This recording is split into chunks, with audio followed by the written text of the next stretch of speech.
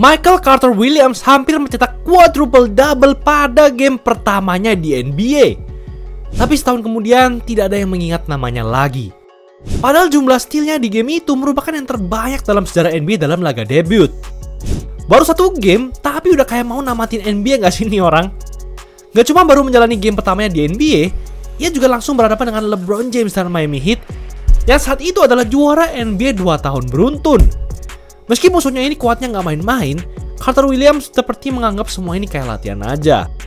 Ia kini mencatatkan rata 16,7 points, 6,2 rebounds, 6,3 assist, dan 1,9 steals per game pada musim pertamanya.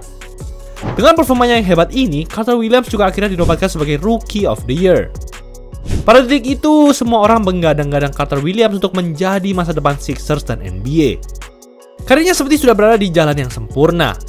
Sebagai rookie, ia sudah disandingkan dengan legenda-legenda seperti Oscar Robertson dan Magic Johnson. Tapi ternyata semua itu adalah awal dari kehancuran karirnya. Setelah musim pertamanya, kelemahan Carter Williams juga terekspos habis-habisan. Kemampuan syutingnya terbilang sangat-sangat buruk untuk seorang point guard.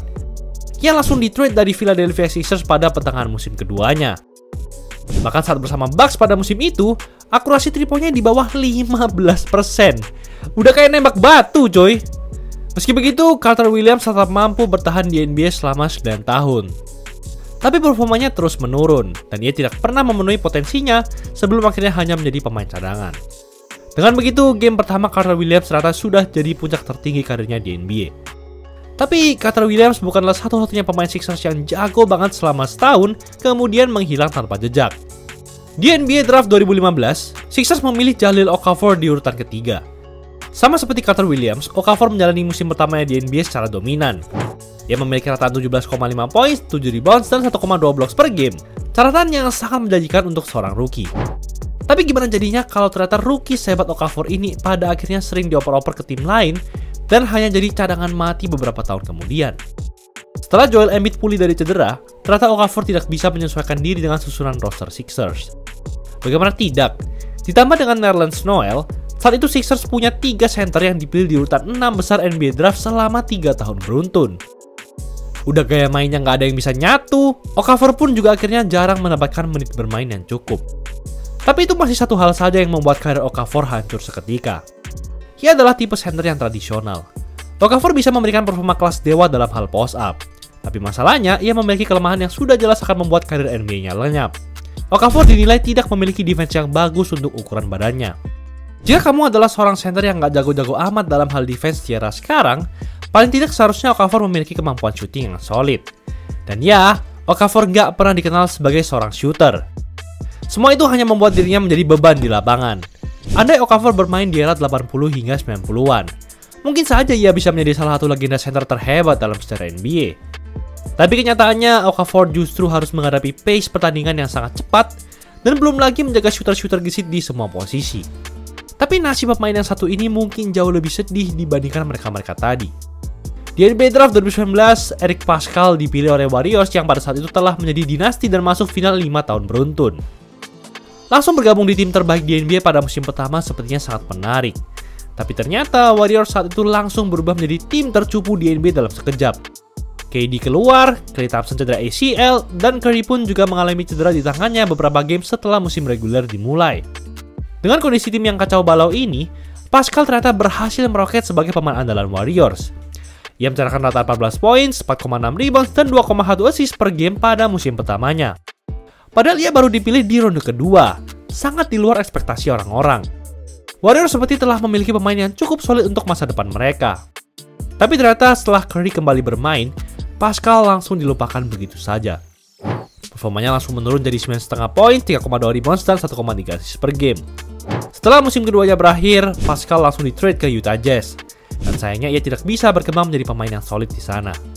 Sehingga itu merupakan terakhir kalinya kita melihat Paschall bermain di lapangan NBA. Paschall saat itu bermain bersama tim yang sedang cupu-cupunya. Tapi bagaimana jika ada seseorang yang bernasib sama, cuma dia saat itu bermain bersama tim yang sedang jago-jagonya? Pemain itu adalah Kendrick Nunn. Ia pada awalnya bukan siapa-siapa. Nunn tidak dipilih siapapun di NBA Draft dan hanya bergabung bersama Miami Heat sebagai pemain cadangan, atau bahkan cadangan mati. Tapi pada preseason 2019-2020, ia tiba-tiba melakukan ini.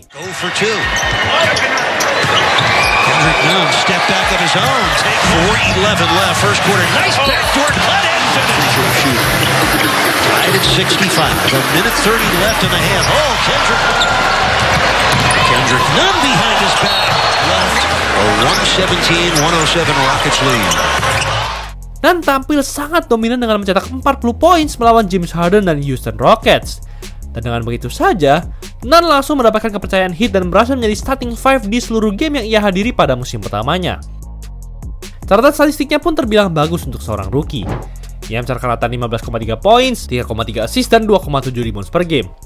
Tapi pencapaian Nunn yang setelah ini mungkin jauh lebih impresif. Gak cuma tampil melebihi ekspektasi pada musim reguler, Nunn juga berhasil memberikan permainan yang spektakuler untuk Heat di playoff. Ketika mereka lolos NBA Finals pada 2020, Nunn menggunakan kesempatan itu semaksimal mungkin untuk membuktikan kehebatannya.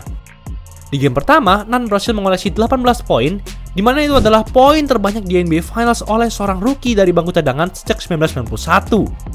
29 tahun yang lalu pada saat itu. Nunn sudah seperti harta rahasia Heat yang terpendam pada saat itu. Awalnya tidak dipilih siapapun, tapi ternyata ia bisa memberikan produktivitas yang bagus pada musim pertamanya, bahkan di NBA Finals sekalipun. Tapi setelah itu, Nunn sudah tidak bisa merasakan momen-momen seperti itu lagi. Catatan statistik Nunn justru menurun setelah musim pertamanya. Heat memutuskan untuk tidak melanjutkan kontraknya, sehingga Nunn berpindah ke Lakers. Saat itu masih ada banyak orang yang percaya terhadap potensinya. Tapi karena cedera yang membuatnya absen hingga semusim penuh, performa Nunn sudah tidak sebagus dulu lagi. Dan seiring berjalannya waktu, ia berakhir menjadi cadangan mati.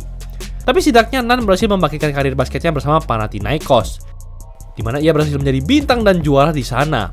Gak cuma di Liga Yunani, tapi juga di Euroleague.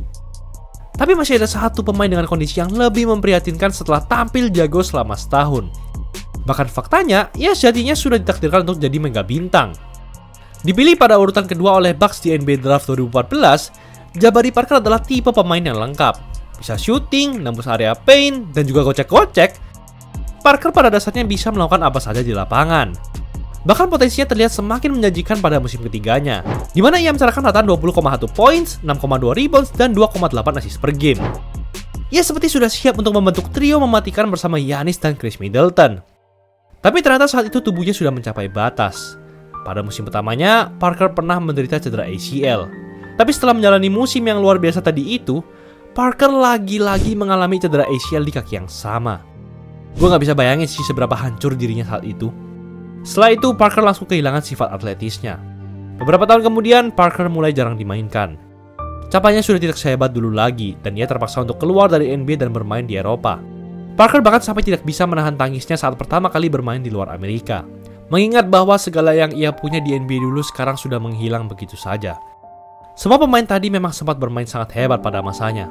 Tapi sayangnya, mereka akhirnya hanya menjadi contoh bahwa nggak semua pemain bisa memiliki karir gemilang dan tahan lama di NBA.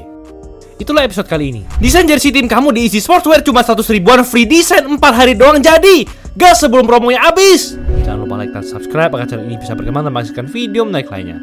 Thanks for watching and see you in the next video.